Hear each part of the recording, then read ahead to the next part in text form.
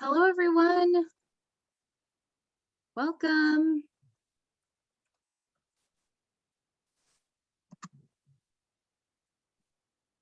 We're getting folks added here. I hope everyone's enjoying some spring weather.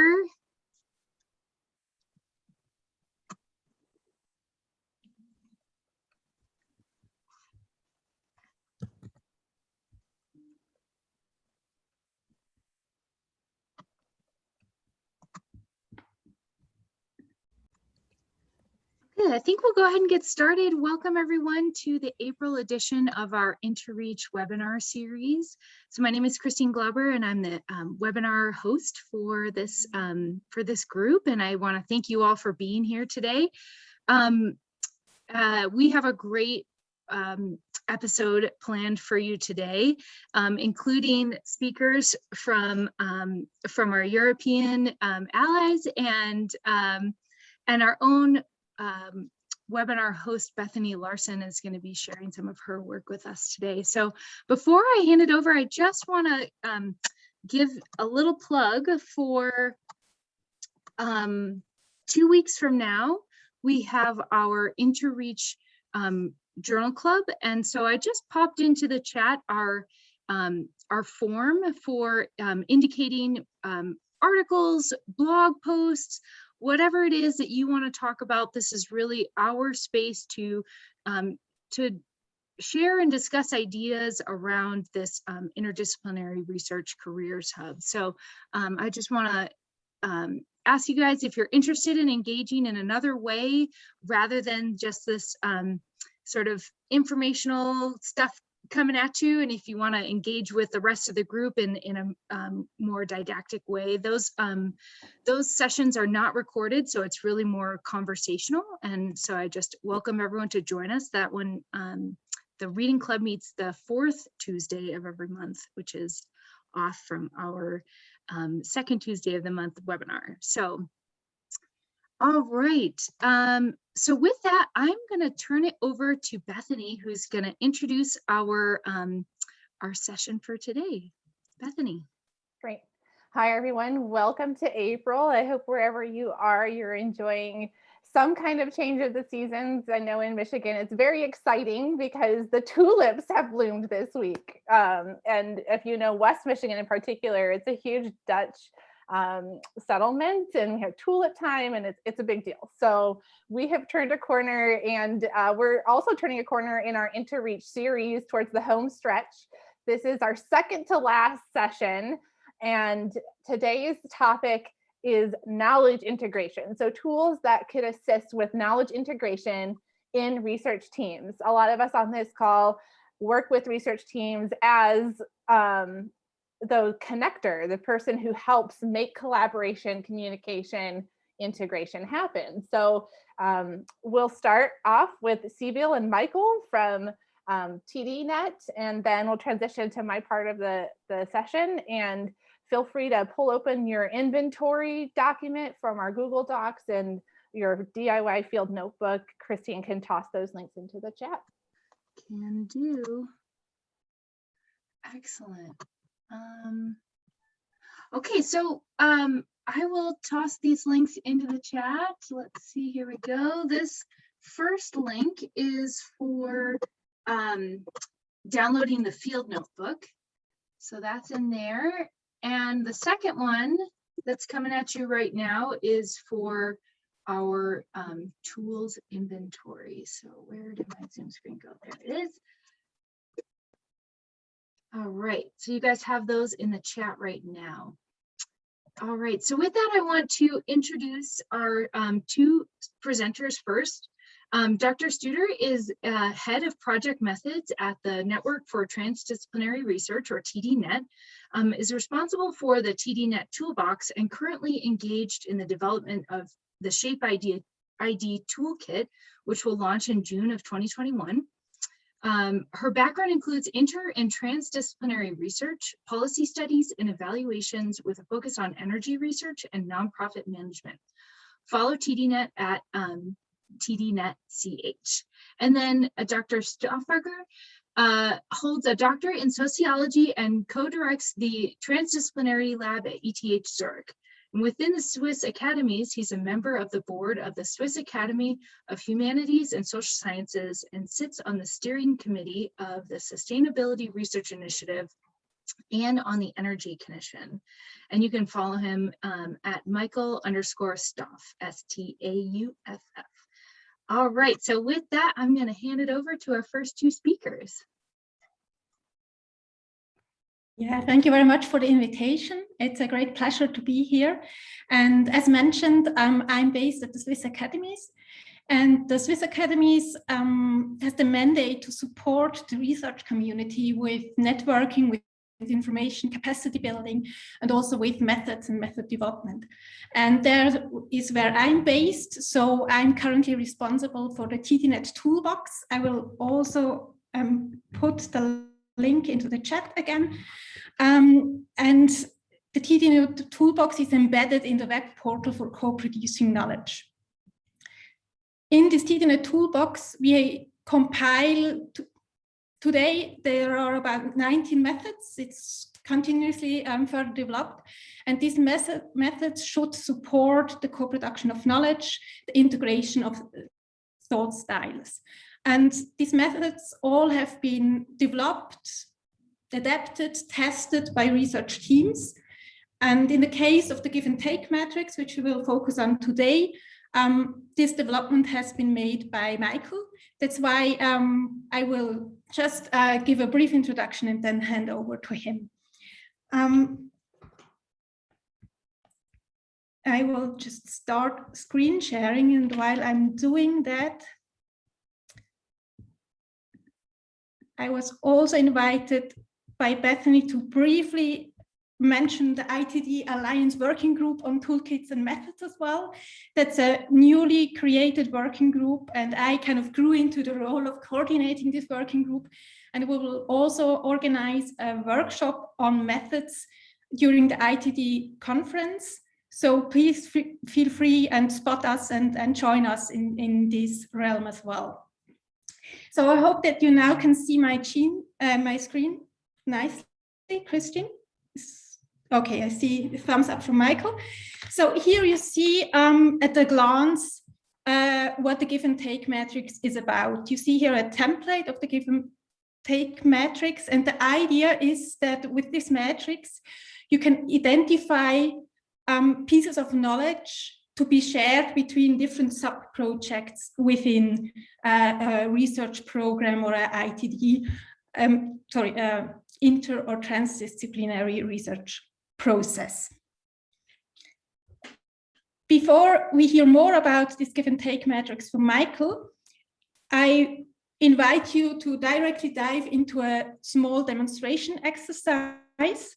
So let's assume that we have now today also a program going on, and this program consists of enhancing mutual learning between us, between the participants. So each of us is one unit of this project. And so please formulate your personal take and give for this webinar. So please take a sheet of paper or note it down on your computer. We will use it later on. So what would you like to get from the presenters and the participants of today's webinar? That will be the take. And what would you like to give? What can you offer to this mutual learning experience today?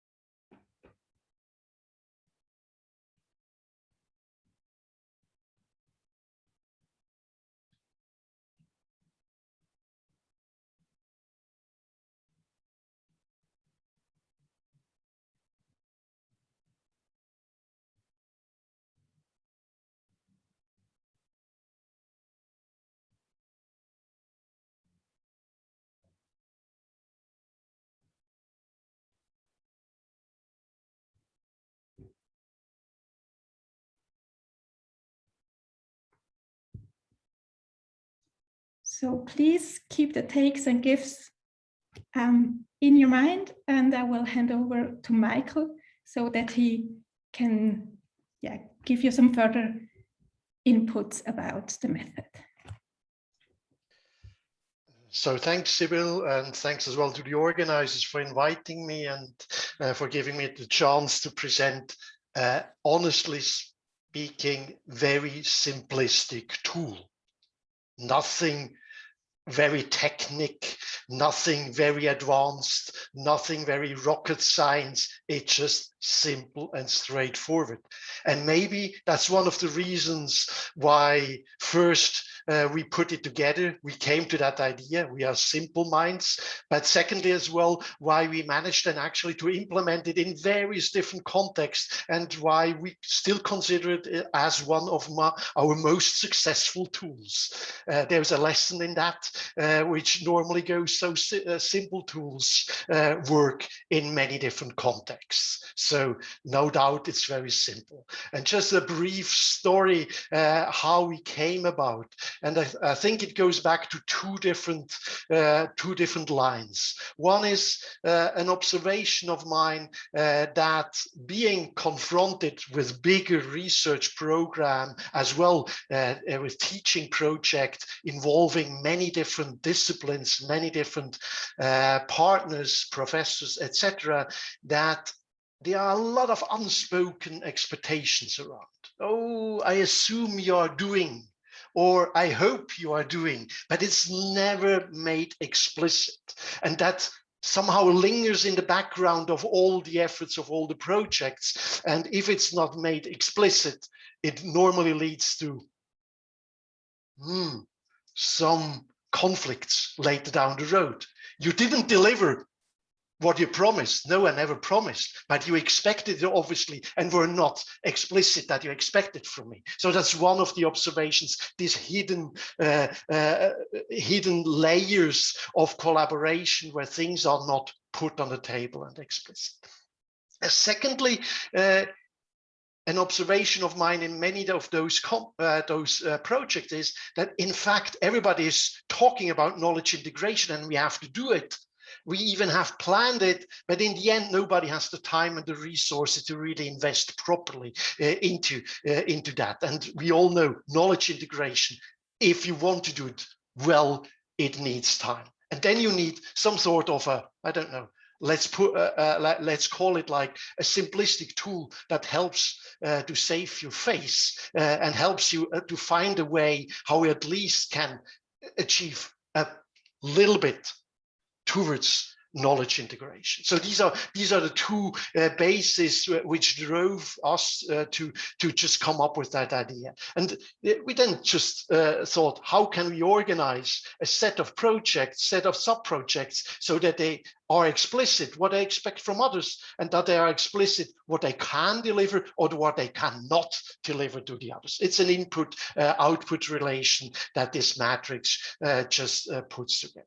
A last word from my side then, where have we been using it most successfully? It goes without saying, if you do it at a very initial stage, you end up having a very nicely designed research proposal, which generally convinces the reviewers that, wow, this makes sense. We have different sub-projects. They know exactly who delivers what, who works with what, etc., etc. It's a very convincing story if you use it at the very early stage of a proposal development. Having said that, it's far harder than to actually implement it, because what's lacking is it's a time spot. It's no dynamics in it, and sometimes timing matters. Maybe there's a clear relation between my give and your take, but it comes at different times. At that, you only discover then in the end, but reviewers hardly spot that. So if you want to have a convincing research proposal with a lot of sub-projects, use it at the very beginning. Secondly, where we have been using it as well, again, a little bit instrumental, I have to say, is when you end up towards the end of a project and have those separate reports of the sub-projects and want to make some more coherence, coherent picture across the different subprojects and their individual reports. And then you do it at that very end, and you basically elaborate a list of cross-references from one to the other subchapter in a final report. So that's the second thing. So again, a pragmatic tool, but that actually works because it is so simple. I think that was it from my side, Sibylle. Hand over again to you, or do I have a second one? Okay, I can take that. You're muted, Sibylle. Apologies. I guess this slide is just a brief summary of what you've already outlined. Yeah. Exactly, just what I said. And I think the last point I want to stress again, it sets a basis. If it's not followed up properly, it gets lost.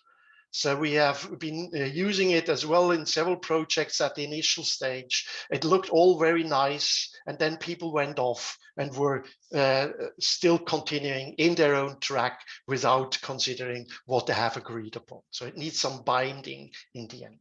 Yes, Sibylle, that's fine. Okay. Thank you very much, Michael. So as for the next point, I will just briefly talk you through the step-by-step procedure of such a give and take matrix workshop. As we had the toolbox, in a toolbox, we always try also to provide step-by-step procedures.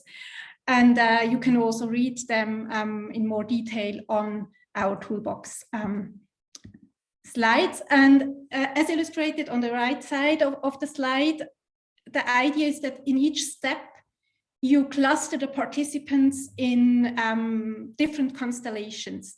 So in the first step, you start with a rather homogeneous groups. So each subproject sits together and they are invited to reflect about what they would like to get from each of the other subprojects and what they could offer to the other subprojects.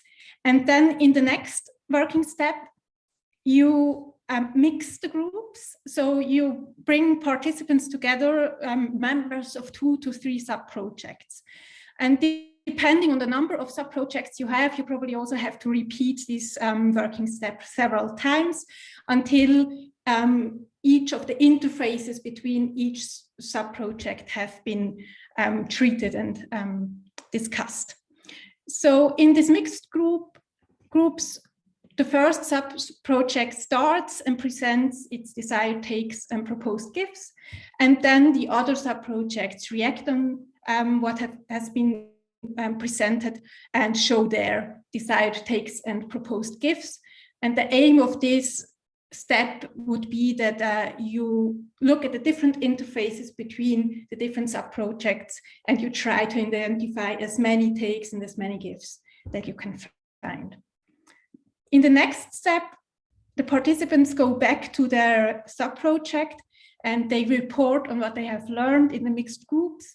And then there is a task to think about how they can react on the proposed, how they can really work on the proposed gifts, how they can react on the desired takes, and that they also think about necessary adaptations, which are needed in the research design.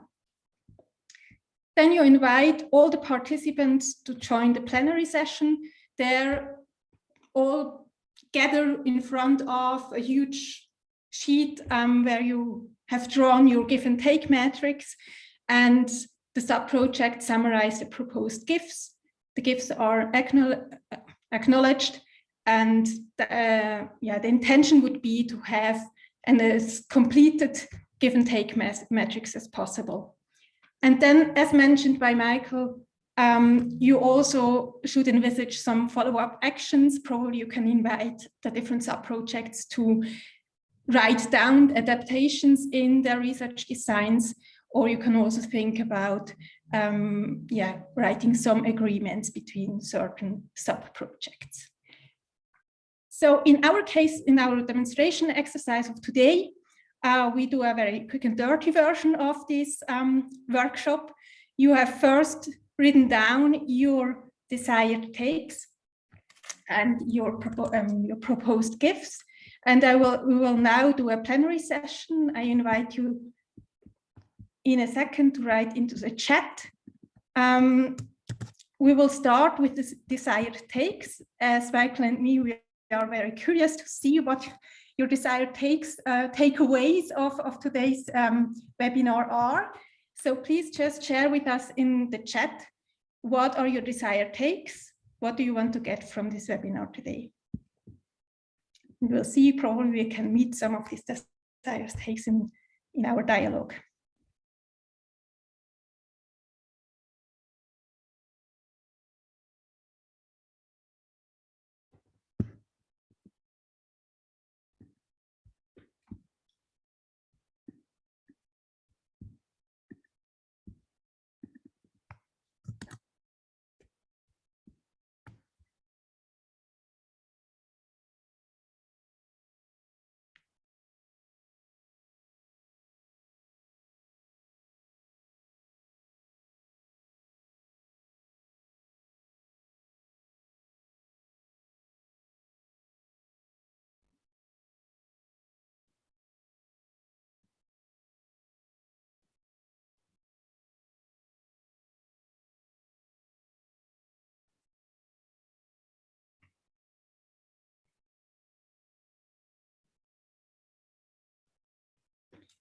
Thank you very much for sharing. Michael, have you already spotted something you want to react on? Yes, very nice comments that I see here, and I will just pick one or two from them, just to be again explicit what the tool does not offer. But I think it's evident. So there is this question or this take about people that are reluctant to get involved in such an exercise. And one of my experience that a simple tool can actually help, because the more complex and the more complicated the whole process is that you want to engage people in order to arrive at some sort of an integration of knowledge, the more reluctancy starts to emerge. That's my experience. So simplicity of a tool can actually counter a little bit reluctancy. But apart from that, I would argue reluctancy has to do with something which is of course not touched about knowledge integration with this matrix. This matrix is very much focusing on moving information as it would be separate from human beings, from emotions, from trust, from group processes, etc., etc. And we all know these are the elements that play into knowledge integration.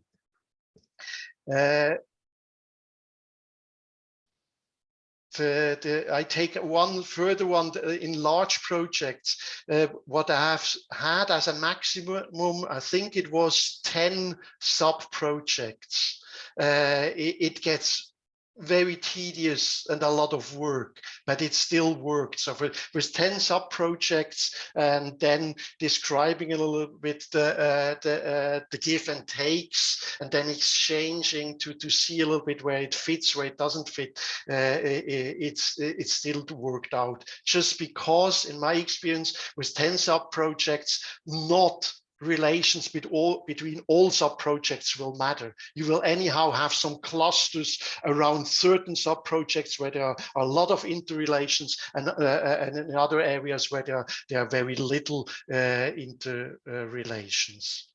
I think several times pops up this recursive process. I have to confess, we hardly ever really used it several times, but of course it helps. And I can well imagine, and the few times we did use it a second time after some months into the project. So you use it at initial development phase, then you start working, and then you take it up and see a little bit what worked out and what does not work out. This recursion will certainly improve the quality on one hand of the knowledge integration, and certainly as well improve that it will be more binding, and that people are more respecting a little bit what they agreed upon in that exercise.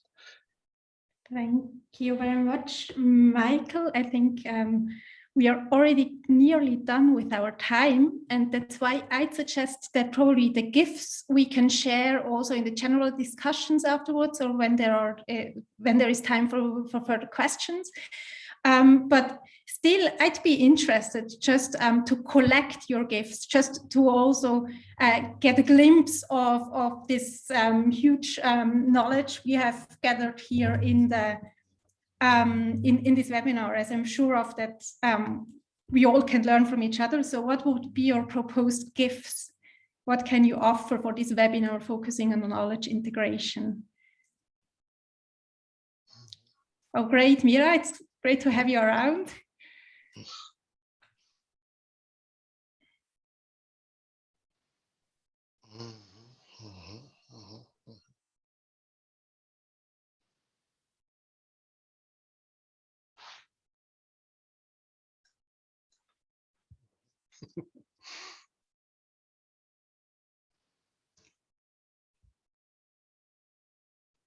Cool. Very good points. Very good points. I think one I like to comment on. So what happens in one matrix, and there my experience is really if you get people engaged and fascinated, it always happens that some smaller groups of 2 or 3 people representing 2 or 3 sub-projects engage very much in very intense and very detailed discussion. Generally, I have to say, of course, more engineers and natural scientists who are used to provide data, to take up data, and to build some common models. It's far more complex, as we all know, as soon as social sciences and humanities come into play, and where differences in terminology and theories, etc., and concepts play into it. But that can really be very engaging. But apart from that, I think wow. I would love to learn from you more. Yes. Yeah, me too. And I think the GIFs really very nicely summarize that you can think about very different kinds of knowledges which you really can exchange with this give and take metrics. And probably we could use that also when we facilitate it, that we really remind people of that it's not just about data, but also about concepts, about approaches, about probably also contacts, networks, as this great network of today. So yeah, thank you very much for having invited us. And I guess we will hand over, if that's fine for you, Michael, as well. Thank you so much, Sibylle and Michael. Are there any questions from our 2 presenters right now before we move on to our next tool? Feel free to put them in the chat or unmute yourself and share it aloud. Hey, this is Ralph House from UNC. I'd be curious to hear about challenges you may have faced in getting people to adopt this as a tool and how you overcome those. I think simplicity is a great answer, keeping things simple and not making it too complicated. But then there has to be buy-in from the group as well. So you not only have to get people together that may or may not want to work with each other, but they also would have to want to engage in this formal process where they may typically be used to just informal conversations over beer, for example. And so I'm curious as to how you get that buy-in from a potentially reluctant group, or are typically people sort of acclimated to the fact that this is how the conversation is going to run? So I would argue there are two ways that, in my experience, were successful. One was a pressure from outside. So you were asked by a project sponsor, you have to deliver a clear integration concept or something of that kind. And then you just tell everybody around the table, listen, the give and take matrix is very instrumental and can help us a lot in achieving some sort that looks like a promising integration concept. And secondly, it's more the bottom up. If I bring it to the table, normally the social scientist who wants to push us. We are in an environment dominated by engineers and by natural scientists, I have to say. And then some reluctance already from the start. But if somebody from the group, him or herself, and that happened several times, just because they engaged with me over coffee or over a beer, and I told them, listen, at the moment I have the feeling such a simple tool could help, and then they bring it up. So that's a little bit how I try to notch bottom-up processes, because then of course it's far more engaging.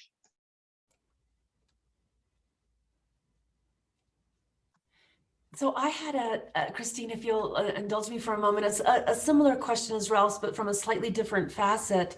How do you get faculty to commit that kind of time? Is it a project with a funding opportunity that you're working around? Because I have a difficult time with our faculty making the time commitment for that kind of a process. You'll have people working on email or leaving for meetings and coming back and not fully committing to what seems to be a pretty good comprehensive time commitment. You don't expect an answer from myself, but a tentative way from my experience, what worked out is don't rely on faculty, rely on second hierarchy. Hierarchies like postdocs, etc., etc. And in most contexts I have been in, there was the line of the faculty, the full professors who were in charge, and the PIs, but underneath them were the guys who were actually doing the work, and you need to engage with them. They have more time, and they really see that they can profit from. Because in the end, in my experience, the whole burden of knowledge integration is on the younger generation. The PIs are just relaxing. They have got the funding, sorry to say that, and then they move away, and they leave all the work on the shoulders of the poor postdocs. And then maybe one single postdoc is even responsible for knowledge integration across 20 different sub-projects. So it's far easier than to get into some sort of a process with the postdoc level who are actually doing their operative work.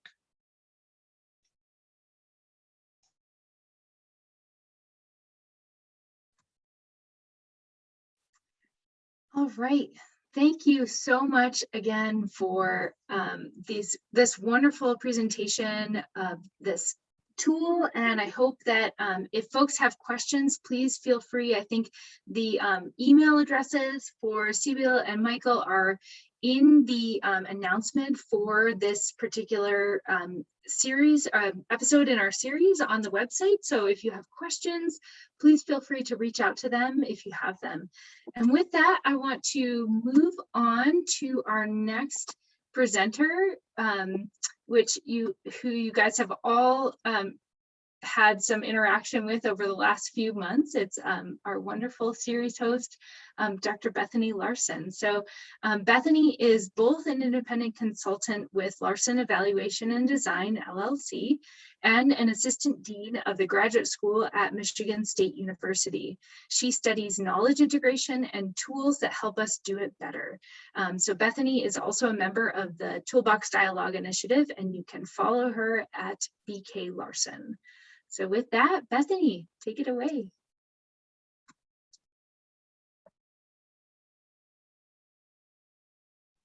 Okay, great, thanks. I love how Zoom hides all of your windows that you need when you start sharing your screen. It's really helpful. Great, yeah, hi everyone. I am happy to share today a tool called Argument Standard Form that I have found really useful for my particular style of thinking. May not work for everyone, which goes to say for all of these tools, right? Just like whether you prefer to use powered screwdriver or a manual screwdriver, kind of depends upon your personal style. So here's argument standard form. And I'm going to hopefully draw upon some real life examples for how this could be useful. So I was very fortunate here in Michigan to receive my first dose of a vaccine for COVID last week at one of our incredible operations, the West Michigan Vaccine Clinic. It's at a giant convention center, and they have set up a very smooth operation where they can vaccinate up to 24,000 people per day in this location. But they're not vaccinating at maximum because not everybody who is eligible wants to actually get their vaccine.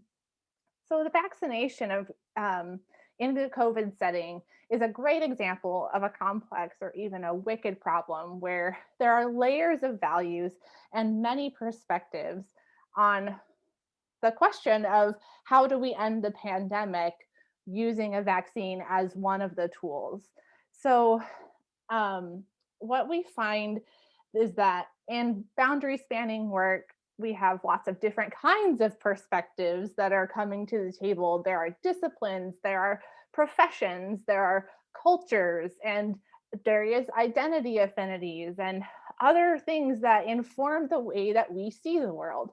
Our goal in these boundary spanning research projects is to achieve some kind of insight.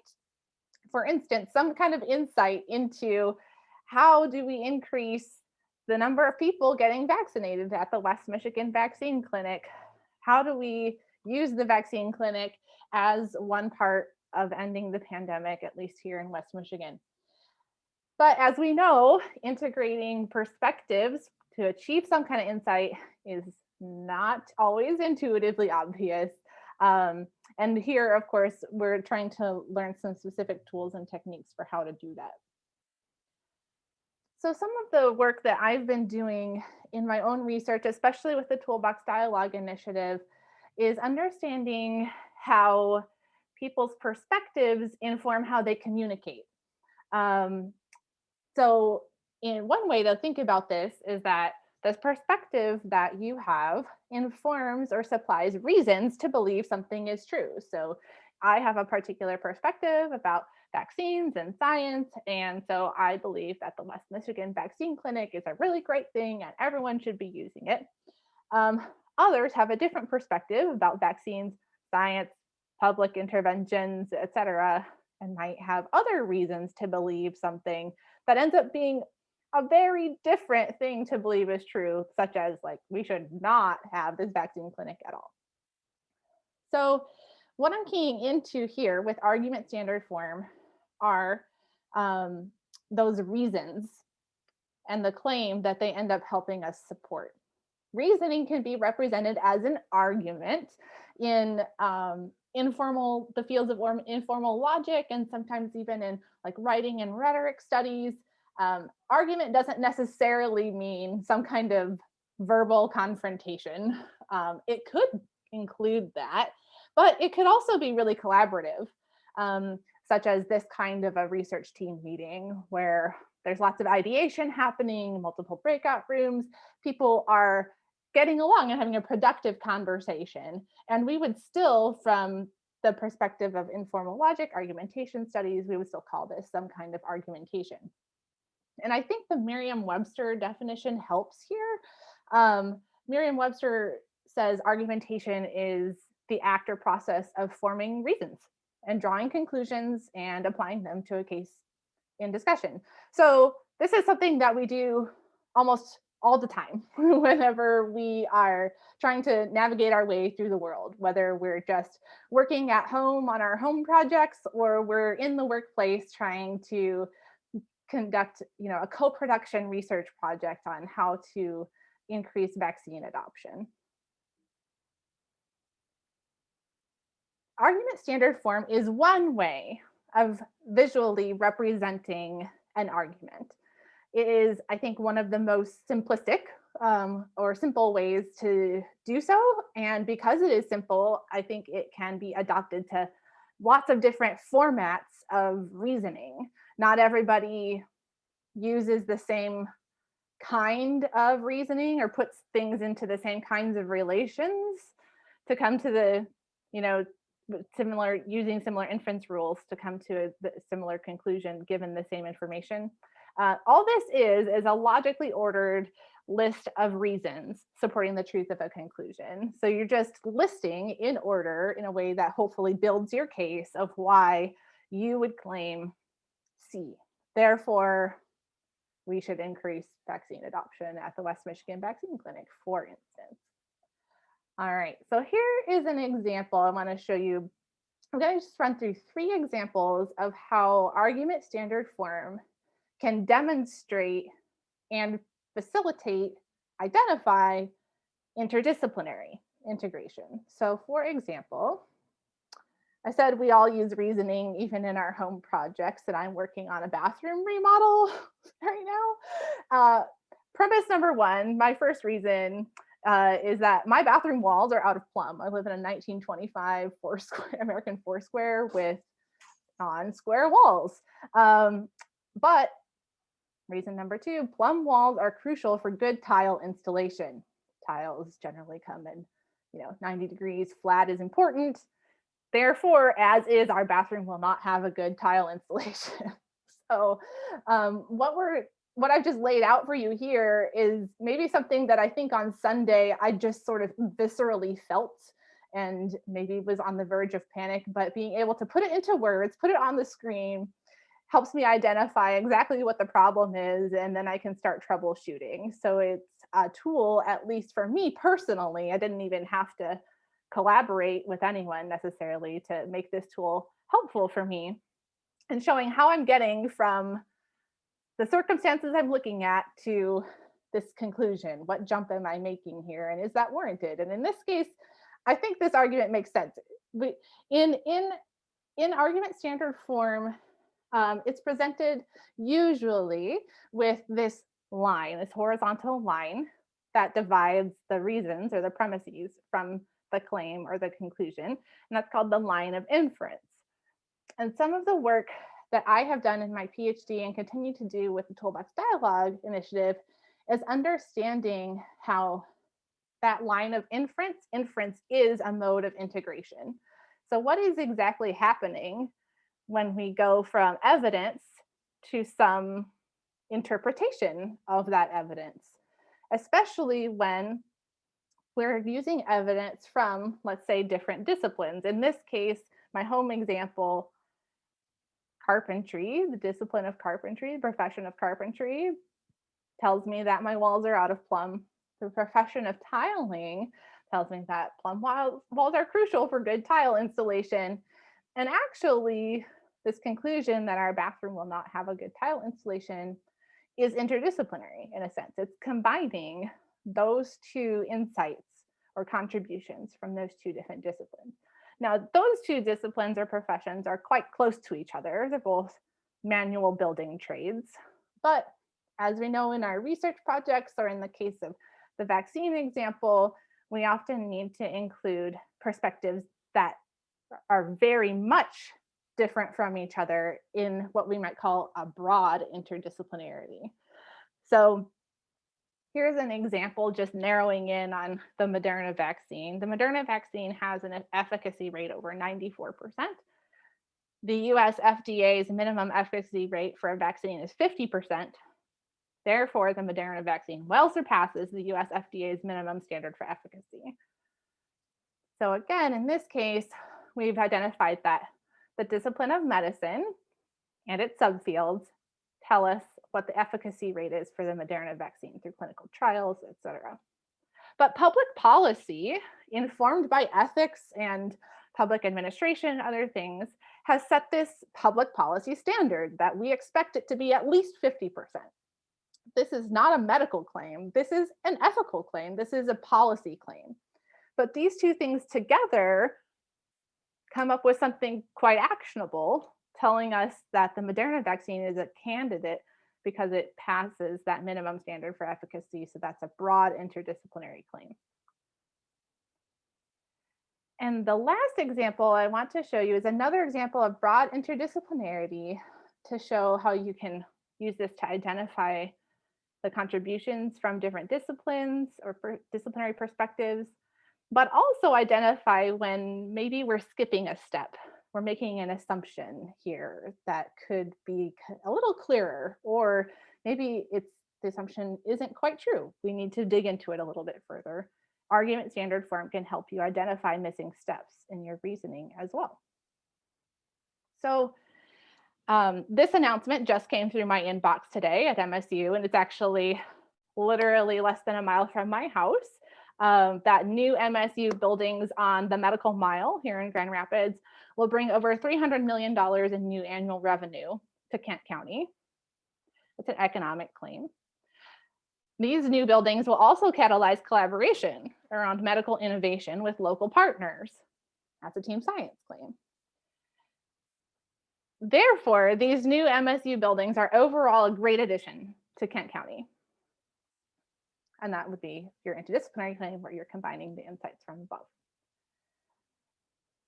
But there's a little bit of a jump happening, right? There's some kind of assumption between some economics, some team science, to making an overall general conclusion about like how great this project is going to be for the county. So hopefully, Christine, if you've had time to put together the poll, I would like your help in identifying which of the options could be the hidden assumption here.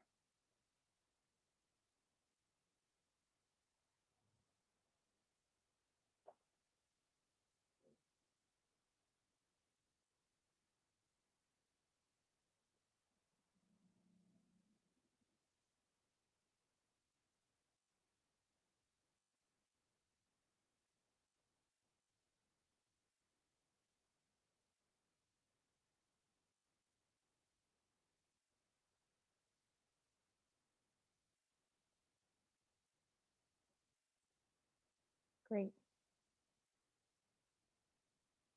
About half of us have weighed in.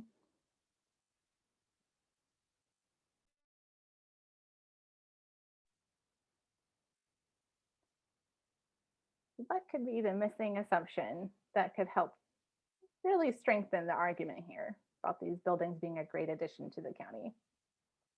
I'm going to give you a couple more seconds.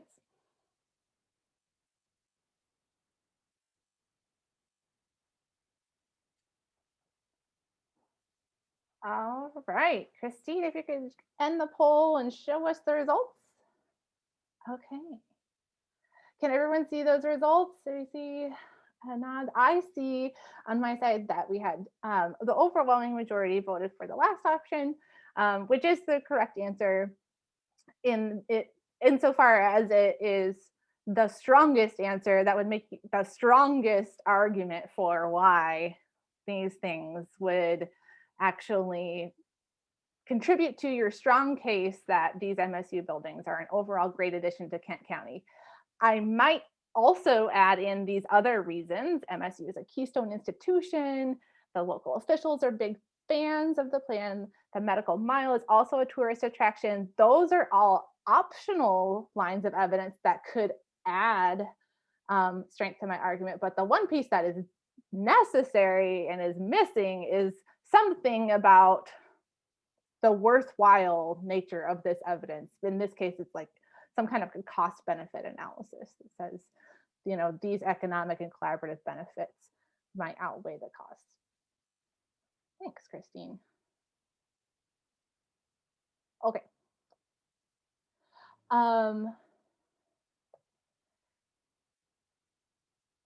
Right, so that would be an example of how I might use standard form to fill in an assumption and maybe point to a little bit of extra work that this research team or this, you know, cross-disciplinary, cross-professional team might need in order to sell the case.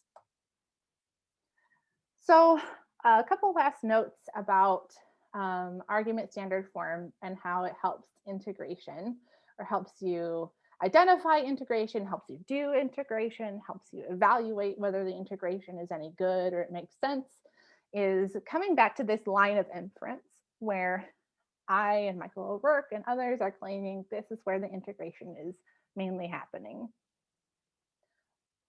So O'Rourke et al. In 2016 published a nice review synthesis article putting forward a model of cross-disciplinary integration that they call the IPO model, or input, process, outputs model of integration, where very basically there are disciplinary inputs, and then there's integration as a process, and then there's interdisciplinary outputs on the other side.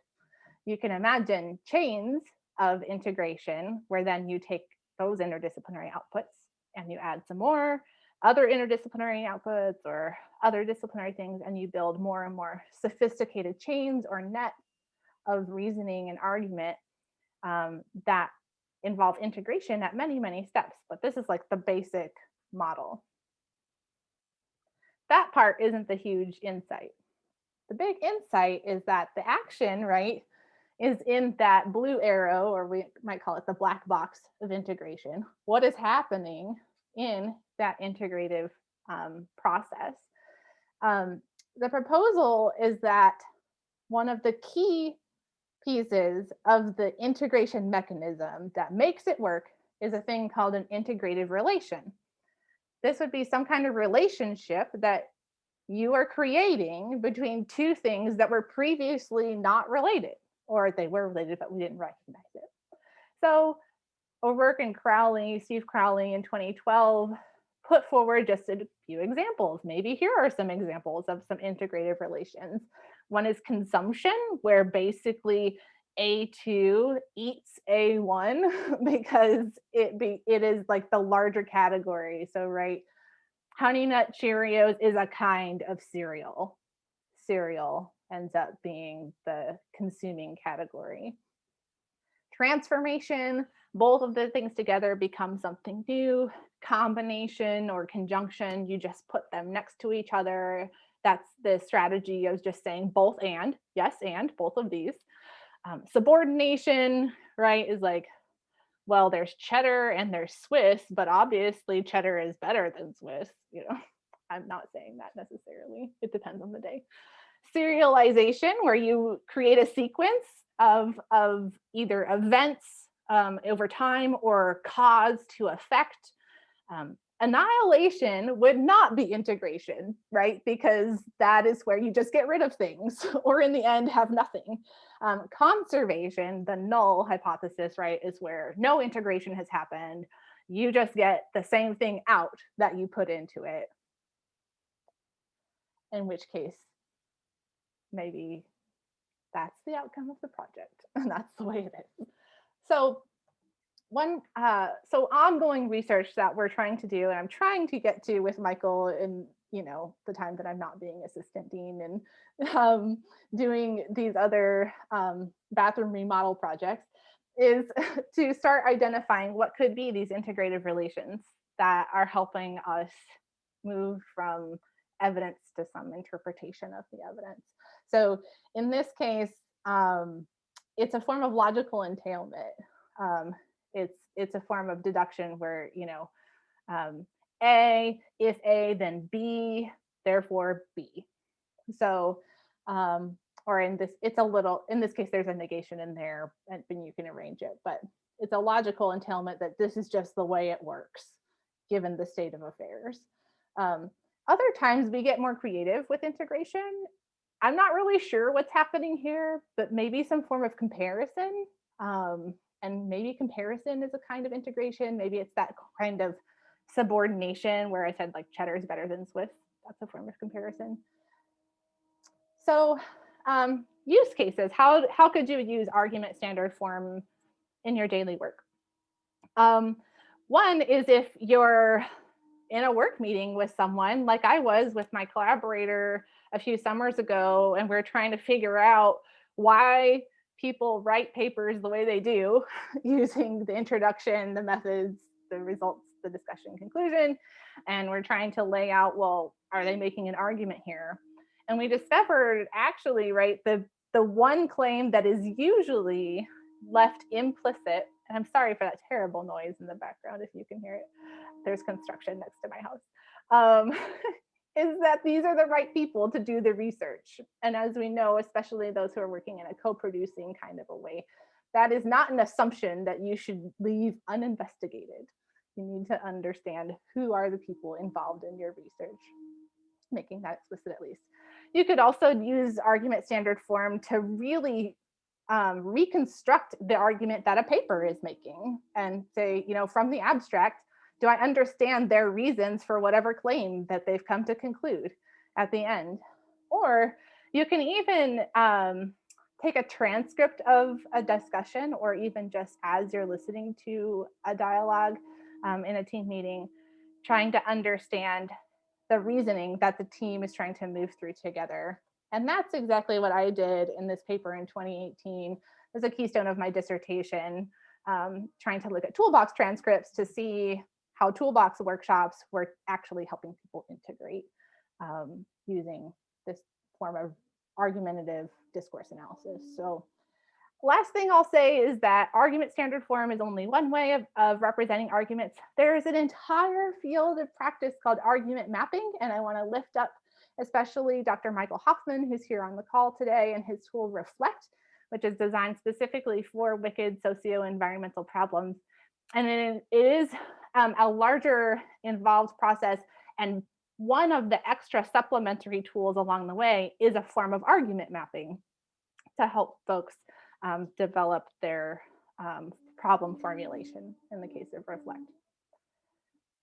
So that's all I have for you. I really recommend that you check out the inventory, because there's a great little 5-minute YouTube video in there about argument standard form. You could check out the paper directly. You can see some examples and also see some tips for when not to use the thing, and when it does well and when it doesn't do well. So that's all I have.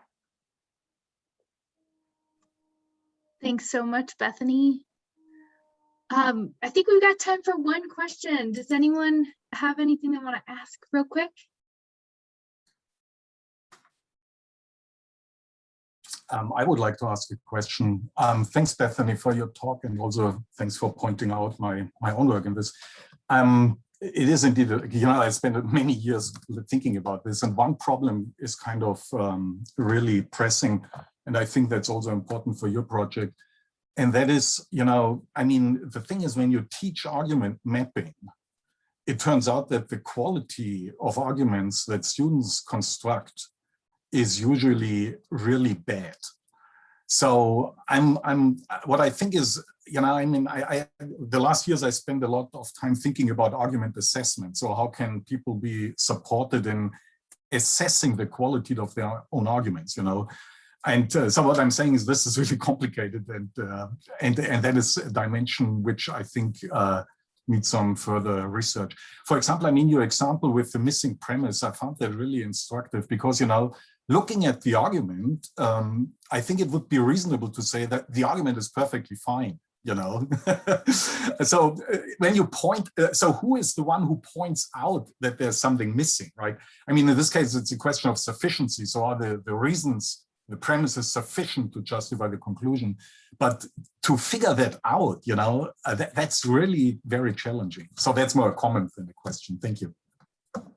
That's a great point, Michael, and it reminds me, I'm not an expert in the whole field of argumentation studies, but it reminds me of work on argumentation schemes by Douglas Walton and others, who point out that and the Pragma dialectical school of argumentation in general really points out, like, the standards of sufficiency depend on the context.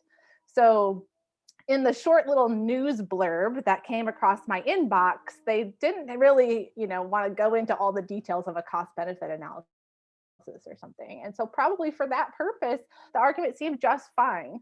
But if I'm doing something a little deeper of a dive because, like, I'm concerned about the robustness of what people are claiming about my area, then maybe that warrants some more critical questions about that. But yeah, it does depend on context. And that's one reason is what we find often, especially with toolbox work, is the step of defining, what are we even talking about here? Like, are we having a conversation where we're trying to persuade each other, or are we trying to just understand each other? And those require different kinds of critical questions of each other.